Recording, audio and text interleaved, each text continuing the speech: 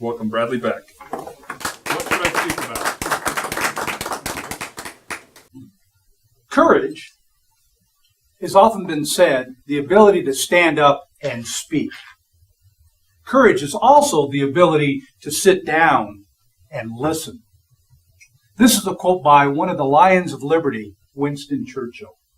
And I like that quote pertaining to our topic today because so often when we're getting up and preparing for a speech, whether in Toastmasters or in business or our extracurricular activities, we always are thinking about what's in our minds, what we want to speak about, how we want to communicate. And too often, we don't take into consideration the audience that we're going to be speaking to. So today, in this Better Speaker Series presentation, what I hope to do is give you the opportunity to think about both what you want to speak about, but also what the audience will find important and want to listen to. So today's topic is selecting your topic. How do you do it?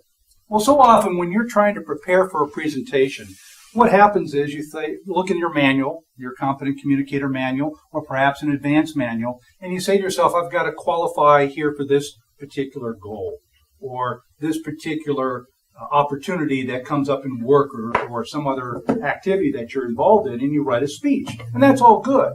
What I would suggest you might want to do is start thinking a little bit differently. Think about your interest. Now, I'm interested in public speaking.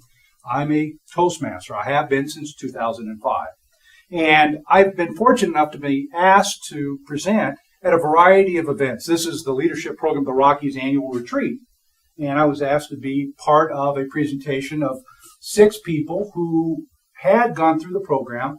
And in a minute and a half in front of 600 people, you had to tell why this program was important to you.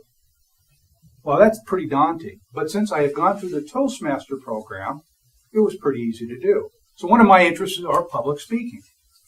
Another interest is, is career. Now, part of my business is in the flower industry. And, of course, we like to clown around a little bit, so I thought that was an appropriate image. But I sell spray paint in the flower craft and creative industries. And so I have an opportunity to talk about color, about flowers, about the channel distribution. But if I talk about that interest to a group of people that are in the pet business, there may be a disconnect unless I talk about the supply channel or how you satisfy customer needs.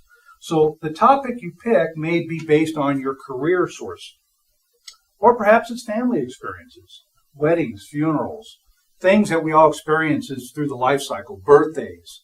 And so that may be an opportunity for a topic. And this is kind of an unfortunate gathering, but actually it was pretty good. It was a uncle that passed away, but I got to hang out with some cousins I hadn't seen in many, many years. And believe it or not, that's my little brother. He's taller than me, so Rabbit, I know your pain. But it was a great opportunity to reconnect. And so is there a story there? Is there an opportunity through the life cycle events that we all experience as a topic? Education. It's important to all of us. I believe starting early. So I every year go to Erie Elementary School and do a program called Growing Up with Flowers, teaching young people about floriculture. Why? Well, what happens? Most of the time, Dad buys Mom flowers, and the first thing he says is, don't touch them. Or Mom or Dad go to a funeral for Grandma or Grandpa, and the child sees flowers up on the stage with their relative laying horizontal. It's kind of a negative connotation. So we wanted to create a program to get kids used to flowers and to be a positive experience. So we created this program. So is there an opportunity to teach people about floriculture in a positive way? I think there is. You may have a similar opportunity. So education is a good source. Again, going back to public speaking, what resources can you use? Well, Toastmasters International has a great website, and that is a good resource for us all with videos and how-tos. And if you have a role like today, Rich with the Toastmaster, he could look up on this website and find out all kinds of information on how to give an effective presentation as a leader for the meeting. Another resource you might want to use is books. And again, Rich used some books in his opening. I like public speaking again, so Dale Carnegie's book here is an excellent timeless piece, but there are quite a few other books on public speaking. What resources that you have read or you can get at a library would help with your topic? That's a good resource as well. Magazines. These are usually current, up-to-date. Toastmaster International has a great magazine. The Toastmaster has lots of good information about how to speak, people's personal experiences, ways to interact with your club, and how to make it stronger. So this magazine is a great resource. Newspapers.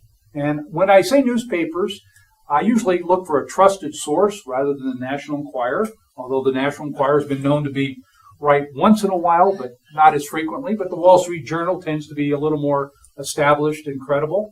Anytime you're using resources like the magazines, books, websites, from my journalism background back in college, we always wanted to verify from 3 sources. I don't think that happens too much today. But if you have 3 sources that can verify something, I would say use it. A lot of times today they use maybe half of the source, and so you never have the credibility there. But newspapers give you more of a current opportunity to talk about ideas for your presentation. A lot of times we all get stuck, and so I like this little caricature here. And the reason I bring that up is David Brooks, who's a world champion of public speaking, gave me this idea years ago. Happiness, sadness, anger, disgust, surprise, and fear. 6 emotions that are universal throughout the world. And when you think about it, if you can find something that prompts you, like happiness or sadness, and create a file. I've got a little tickler file for all 6 of those. So when I read an article or something on the internet or a book, and I find something of interest, I'll write it down or copy it out, put it in one of these files. And when I'm stuck, when I can't think of a topic, I'll pull something out, read that article, and have a conversation, if you will, with myself and say, that's interesting. I've had an experience similar to that, and start writing. And for me, this is a real resource because we've all been in that situation where we've had writer's block and can't think, well, what do I want to write about? Or I have so many interests, I don't know what to write about. So this gets me into the mindset of helping me remember what's important through stories, through humor, and to get me back on track for a topic. So, as I mentioned, write it down. How many times have you had a dream or been driving along the road and had a great idea, couldn't get your phone because you're driving, didn't have something to write with, and you didn't write it down and that idea just went away? It's happened to me all the time. So as soon as you have it, if you're driving, pull over and write it down. In the middle of the night, if you got an idea, have a piece of paper and a pen there, write it down. You don't want to lose that idea. Hi, Sam. So the next part is your audience. And this is probably the one critical aspect of public speaking and selecting a topic that we don't spend enough time with. Who is our audience? How is it made up? Is it 2, 200, 2,000? And especially if you're going to be doing a presentation outside of Toastmasters, you know that you've got to understand how you're going to be speaking. What's the makeup of male to female, old to young, race, gender? Next is, are you going to connect with the audience in a way that they're going to find it interesting? Are they going to be familiar with the subject? How many business meetings have we gone into that this was the result because they were talking at this level and your knowledge is down here? They've mismatched it. So do a little research. Ask what the audience makeup is going to be about. Or it may be a total mismatch. I mean, you may be talking about education and your experiences, and you're dealing with a bunch of people, all they care about is going to the Rocky Horror Picture Show on Friday night, right? So we got to make sure there's not a mismatch there. What's the theme of the meeting? I don't know how many times you've been to a business meeting or an event, and usually the person putting on the event likes to make sure that there's a special topic. I would find out what the event theme is and make sure your presentation dovetails into it so there's some significance there. Time of day. I'm a better speaker in the morning than I am in the evening. If I have to speak at night, I got to take a nap during the day. Otherwise, my energy level is just not there. What do you want to happen after your speech? Do you want people to go out and vote? Do you want them to give money? Do you want them to write an op-ed? Do you want them to protest? What do you want them to do? So it's important to have this outcome and understand the importance of the follow-up.